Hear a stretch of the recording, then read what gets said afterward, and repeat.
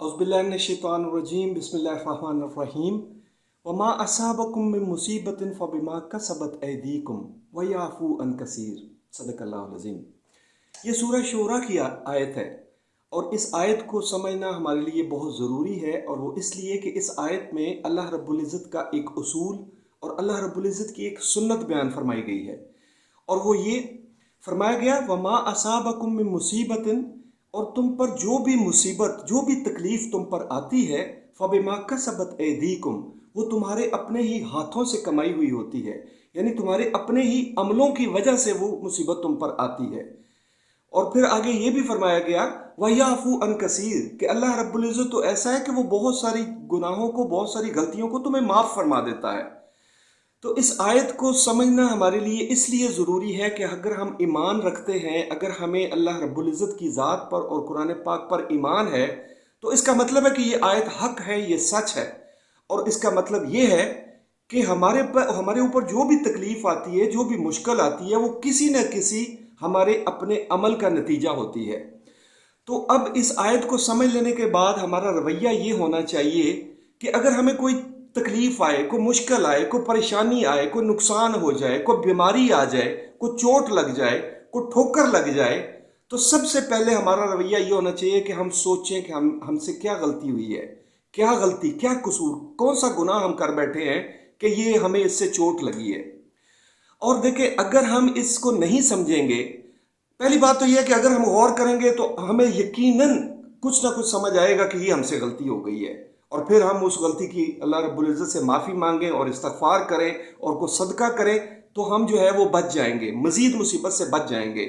और अगर हम ना समझे, अगर हमने इस जो है इस बात पे कोई गौर ना किया, कोई अपने अंदर ना झांका, तो फिर ये छोटी सी जो मुश्किल है, ये जो छोटी सी ठोकर है, फिर ये कोई बड़ी मुसीबत बन के सामने आएगी, फिर कोई बड़ा हादसा और कोई एक्सीडेंट होगा।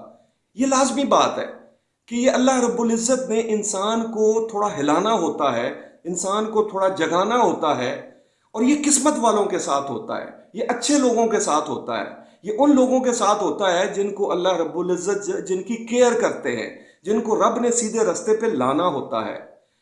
तो अब ये इस वक्त मैं इस आयत पे इसलिए बात कर रहा हूँ कि अभी ये सैलाब का जो मौका है, सैलाब का जो वक़्त है, इसमें ये बात कहना कि ये अजाब है, ये मुसीबत है, ये आफत है, शायद ये अच्छा ना लगे, लेकिन ये समझना ज़रूरी है कि आखिर क्या कोई मसला है। ये पानी खुद से नहीं आ गया, ये जो इतना पानी और ये सैलाब खुद से नहीं आ गया, ये अल्लाह रब्बुल इज़्ज़त के हुक्म से आया है। हमारा तो ईमान है कि कोई पत्ता नहीं झड़ता मगर रब के हुक्म से होता है सब सारा कुछ। तो ये कैसे हो सकता है कि हम पर कोई मुसीबत आ जाए और अल्लाह रब्बुल इज़्ज़त के हुक्म के बगैर आ जाए? ये मुमकिन नहीं है। लेकिन इसको चूंकि कहना अच्छा नहीं लगता, इसलिए कुछ लोग समझते हैं कि नहीं, ये वाटर मिसमैनेजमेंट है, डैम बनाए होते तो ये हो जाता, हम ये कर ले तो ये हो जाता। देखें, डैम बनाना भी ज़रूरी है, डैम बनाने में भी कोई मसला नहीं है। शायद ये तकलीफ इसीलिए आई है कि हमारी यही गलती हो कि हमने डैम नहीं बनाए। लेकिन अपने अंदर झांकें, एज अ कौम हम ये देखें कि कौन सी खराबी है। और ये मैं आपको बता दूं कि ये जो तकलीफ है, ये सिर्फ सैलाब जिन पर आया है उनके लिए नहीं है, ये सारी कौम के लिए है। पाकिस्तान कई साल तक पीछे जा चुका है इस मसले की वजह से, इस तकलीफ की वजह से। ये पानी तो चंद दिन में बह जाएगा, ये निकल जाएगा, हालात फिर से बेहतर हो जाएंगे।